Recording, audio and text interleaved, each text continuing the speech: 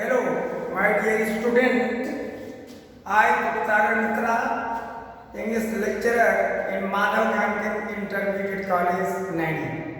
Today I am going to teach you the first poem of poetry.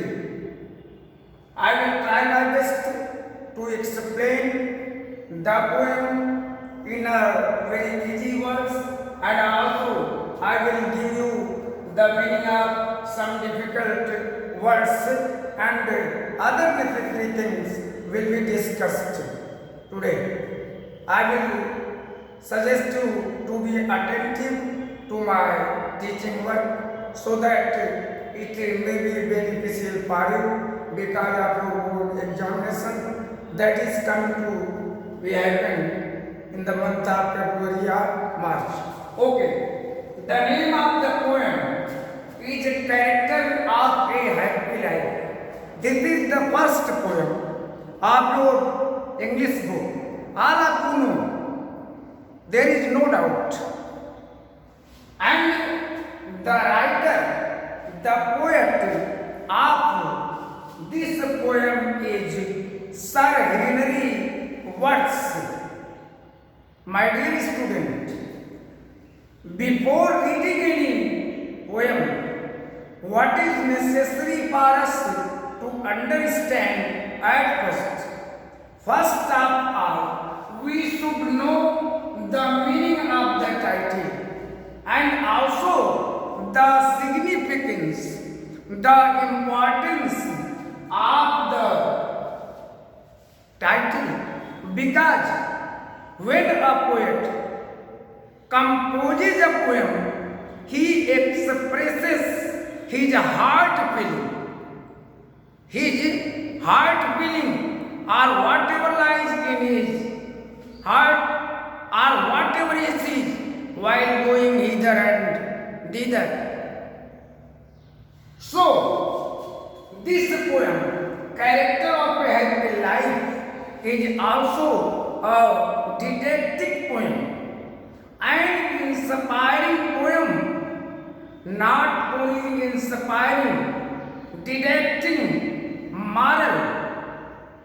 If you say that the poem is didactic, the poem is inspiring, the poem is moral. Why? Because the poet Sir Henry Wotton has tried his best to present before us the principles, the doctrines, the morals of the Gita, the teaching of the Gita, which Lord Krishna gave Arjuna at the time of Mahabharata battle. And also this poem which is before you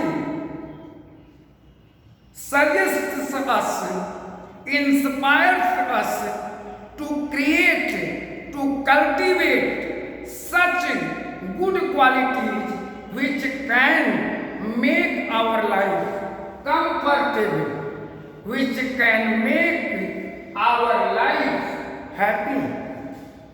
Suppose you are born in this world. God has created you in this world. God has sent you to this world. And if you are not happy, if your life is not comfortable, then what is the use of your birth? What is the use of your birth? So, let us go to the poem. I will try to explain each and every line in Hindi and English both so that you may understand. The first line is, how happy is he born or taught? Follow me. Try to recite the poem. If you can recite the poem easily, only then you will understand the meaning, the sense. And if you are unable to recite the poem. Is it so? It is so.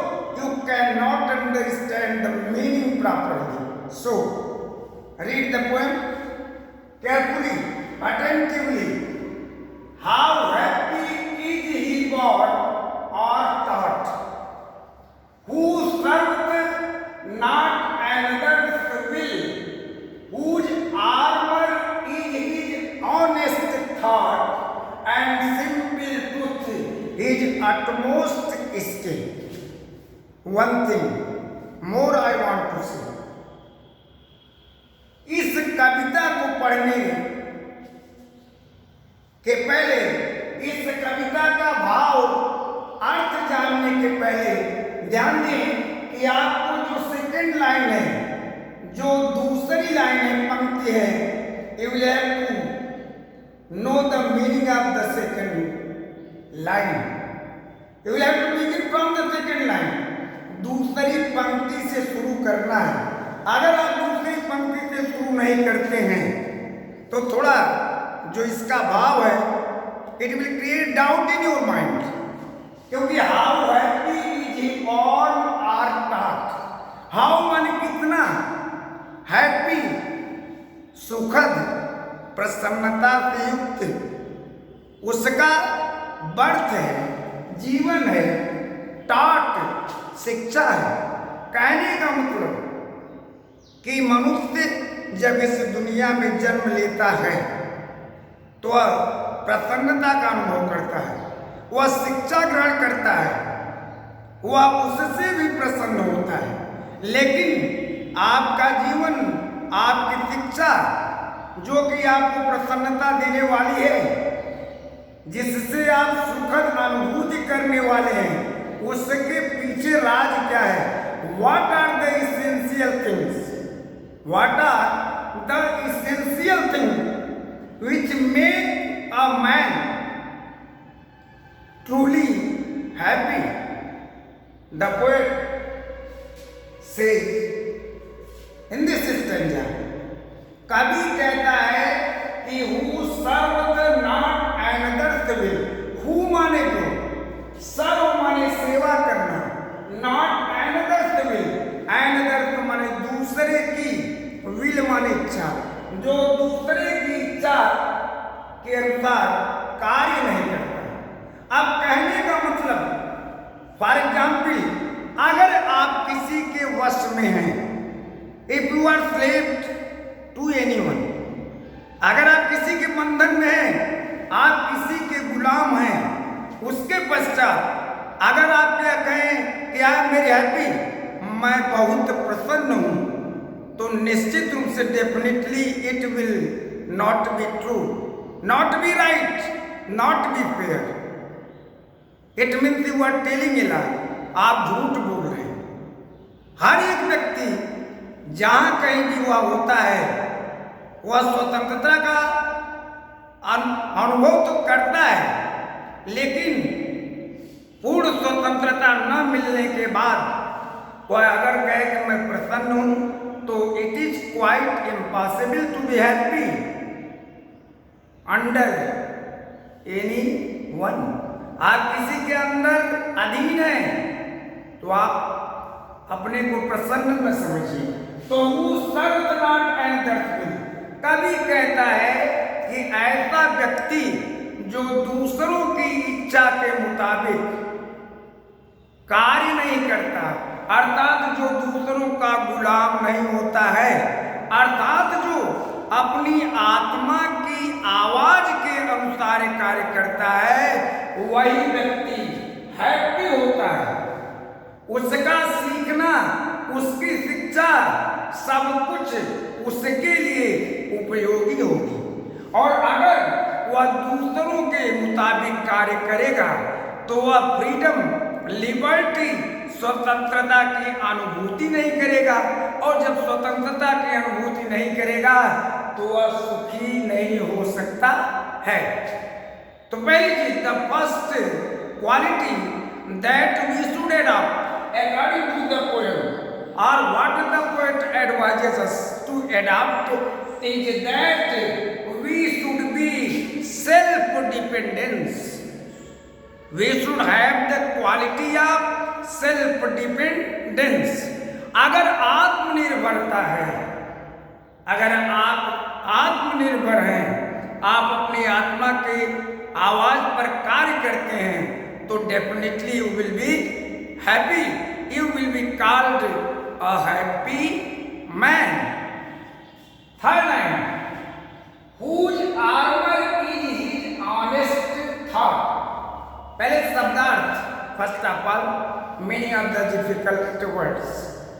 whose माने जिसका, armour माने कवच, is माने है, his माने उसका, honest thought, honest माने ईमानदार, थॉट माने सोच। कहने का मतलब यह है कि जिसकी सोच ईमानदारी से युक्त है, वही उसका कवच है। प्रिय छात्रों, आप जानते हैं कवच का मतलब क्या होता है? Armour means a weapon for protection, a weapon for safety. आपने पढ़ा है, पुराणों में लिखा है कि कुछ देवगण अपनी सुरक्षा के लिए अपने पास कवच कुंडल रखते थे, और जब उनको पराजित करना होता था, जब उनको मारना होता था, तो लोग वेश बदल कर उनसे उनका कवच ले लेते थे। तो वही यहाँ कवि कहता है, हेनरी वर्ड्स कहते हैं कि हमारा आपका कवच क्या है? हम लोगों का कवच क्या है? ईमानदारी। कहा अगर हमारी सोच ईमानदारी से युक्त है, अगर हम ईमानदारी ही सच्ची नीति है, इसका पालन करते हैं, तो हम निश्चित एक सुखी व्यक्ति होंगे, हमारा जीवन सुखी होगा, हम सुखी व्यक्ति कहे जाएंगे। तो कवि कहता है कि we should follow this saying, honesty is the best policy। We should use honest thought for protecting, for saving ourselves।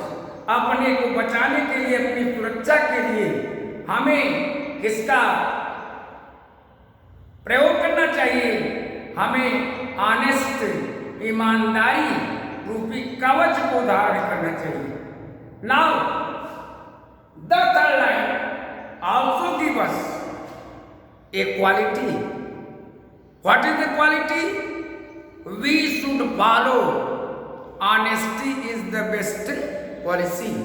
If we follow this truth, this saying, honesty is the best policy, no doubt we shall be happy in our life। Now the fourth line, and simple truth his utmost skill। Simple माने होता है साधारण, लेकिन साधारण होता है simple का मतलब यहाँ साधारण अर्थ में नहीं प्रयोग किया गया है। It is used in a deep, it has a deep meaning. Truth माने सत्य, हिज माने उसका, utmost माने ग्रेटेस्ट, स्किल माने ability, efficiency, quality। In the fourth line, the poet also advises another quality to adopt in our life to be happy। What is that? Truth। आप ये जानते हैं कि सत्य जो होता है वो कड़वा होता है। अगर आप सत्य बोलते हैं तो वह कुछ लोगों को अच्छा नहीं लगता है। तो कहते हैं कि अगर आप सत्य बोलते हैं, अगर आप सत्य के मार्ग को अपनाते हैं, अगर आप सत्य के मार्ग पर चलते हैं, या सत्य के मार्ग को या सच को ही अपना ग्रेटेस्ट, महानतम गुण समझते हैं, उसी को अपनी महान कार्यकुशलता, स्किल समझते हैं, तो निश्चित आप एक हैप्पी मैन, एक प्रसन्न व्यक्ति कहे जाएंगे। In English you can say one who follows truth is always victorious. One who walks, one who treads on the path of virtue, one who treads on the path of virtue is a happy man. Path means मार्ग, यानी सन्मार्ग पर, सच्चाई के रास्ते पर जो चलता है उसी का जीवन सुखी होता है. This is the explanation of the first stanza. अगर किसी को कोई प्रॉब्लम होगी तो आप पूछिएगा. मैंने सरल हिंदी और सरल इंग्लिश में आपके समक्ष इसको प्रस्तुत किया है. मैंने पहले आपको बताया है कि रॉबर्ट सर हेनरी वर्ड्स ने इसमें गीता का एक तरह से उपदेश दिया है. गीता को उपदेश दिया, गीता की बातों को उन्होंने इसमें प्रस्तुत किया है. अगर हम उसको डीपली गहनता के साथ पढ़ेंगे और उसको अपने जीवन में उतारने का प्रयास करेंगे तो हम कभी भी दुखी नहीं होंगे. Now the second stanza. Whose passions not his masters are, whose soul is still prepared for death, whose passions not his masters are, whose soul is still prepared for death, untied unto the world with care of princely love and vulgar breath. First of all, try to the meaning of the difficult words. Whose माने जिसके या जिसकी, जिसका. Patience, patience का मतलब strong feelings. प्रिय छात्रों, strong feelings, प्रबल इच्छाएं, वासनाएं, प्रबल इच्छाएं, वासनाएं, इसके अंतर्गत आता क्या क्या है? प्रबल इच्छाएं, वासनाएं. इसके अंतर्गत आपका आता है हेट, घृणा, ग्रीड, लालच, जेलसी, ईर्ष्या, एंगर, क्रोध, लव. एक जो आपने गीता में भी पढ़ा है कि 6 शत्रु होते हैं मनुष्य के, काम, क्रोध, लोभ, मोह इत्यादि इत्यादि. उसी प्रकार के यहाँ कवि ने बहुत ही चतुराई के साथ हमें बताने का प्रयास किया है. Skillfully the poet has tried his best to tell us what whose passions not his masters are. मतलब जिसकी प्रबल इच्छा है उसकी मास्टर माने लॉर्ड, स्वामी न हो. अब इसको समझिए. कवि लिखता है तो बड़ी साधारण लिखता है, लेकिन उसके अंदर बहुत डीप मीनिंग, बहुत गूढ़ अर्थ छिपा होता है. अब कहा कि जो प्रबल इच्छाओं का दास न हो, तो कहने का मतलब कि ऐसा व्यक्ति जो लालची है, ग्रीडी है, ऐसा व्यक्ति जो दूसरे से हेट करता है, घृणा करता है, ऐसा व्यक्ति जो दूसरों के ऊपर एंगर, रोष, क्रोध जताता है, ऐसा व्यक्ति जो दूसरों से जेलसी, ईर्ष्या, द्वेष रखता है, ऐसा व्यक्ति जो दूसरों की चीजों को देखकर ललचाता है. अगर ये सब दुर्भावनाएं, अगर ऐसी एविल्स, बुराइयां आपके अंदर आ जाएंगी तो आप अपने को कभी सुखी नहीं रख सकते. ये बिल्कुल चैलेंजिंग पॉइंट है, ये गीता में कहा गया है. तो कहा कि whose passions not his master था, जिसकी प्रबल इच्छाएं उसकी स्वामी न हो। अर्थात we should not be slave to such evils, such strong feelings, hate, as are hate, greed, jealousy, anger, love, etc. In the second line, the poet says, whose soul is still prepared for death. Whose माने जिसकी आत्मा is है still माने always हमेशा prepared ready for death, मृत्यु के लिए तैयार। आप लोगों ने हिंदी में भी एक कविता पढ़ी है, किसी कवि ने कहा है कि निर्भय स्वागत करो मृत्यु का, मृत्यु एक विश्राम स्थान। अर्थात कहने का मतलब whose soul is still prepared for death। अगर आप निर्भीक हैं, आप मरने से डरते नहीं हैं, तब आपका जीवन सुखी है। और अगर आप डर रहे हैं कि हमारी मृत्यु हो जाएगी, I will die, then how can you be happy, तब आप कैसे हैप्पी रह सकते हैं। सपोज उदाहरण के लिए अगर कोई व्यक्ति आपको कह दे कि आप वहां चले जाइए, आपका बहुत बड़ा उपकार हो जाएगा, आपका बहुत बड़ा भला होगा, आप जिंदगी भर सुख का अनुभव करेंगे, you will be happy in your life through out.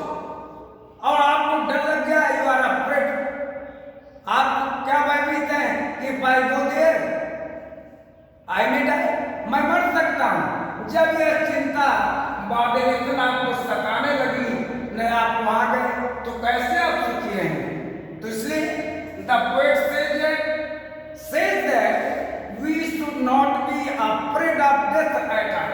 We should always ready to die. A man who does so is really a happy man. Now the third line, untied unto the world with care. Untied माने होता है freed, स्वतंत्र खुला हुआ, unto the world संसार से, with care माने चिंताएं, आप प्रिंसली लव, राजती लव, प्रेम स्नेह, राजाओं का प्रेम, एंड वल्गर ब्रेथ, और जो पब्लिक कमेंट साधारण जनता की जो आलोचनाएं हैं उनसे। अब कहने का मतलब, अगर आप एक हैप्पी मैन, एक सुखी व्यक्ति बनना चाहिए, तो आपको सांसारिक चीजों से अपने को मुक्त रखना होगा। If you want to be a happy man, you must try to free yourself from worldly things. पहली चीज वर्ल्डली, सांसारिक चीजों से अपने को मुक्त रखिए। दूसरी चीज प्रिंसली लव। कुछ लोग चाहते हैं मुझको राजकुमारों का, मुझको राजाओं का अगर सहयोग मिल जाए, उनका स्नेह प्रेम मिल जाए, तो हमारा जीवन सुखी हो सकता है। So the poet suggests here that we should not aspire. Aspire means होता है इच्छा करना। We should not aspire for kingly love and also vulgar breath. ठीक है, आपको राजाओं की चाह नहीं है, उनकी फेवर की चाह नहीं है। You don't seek the favor of any prince. अगली बात, अगर आप समाज में रहते हैं, हमारे सोशल एनिमल, आपकी कमेंट, आपकी बुराई लोग कर सकते हैं। अगर आप लोगों की बुराइयों की ओर ध्यान देंगे, if you pay attention to the criticism of the public, अगर आप पब्लिक की बुराइयों की ओर ध्यान देंगे, तो आप टेंशनाइज होंगे, और जब आप टेंशनाइज होंगे तो आप कैसे अपने को सुखी कह सकते हैं। तो the poet here at last says that if we were free from the care of princely love, king's favor, and also from you don't care for the public comment, the criticism of common people, you may truly be a happy man. At last I request you to like, subscribe this channel. Thank you very much.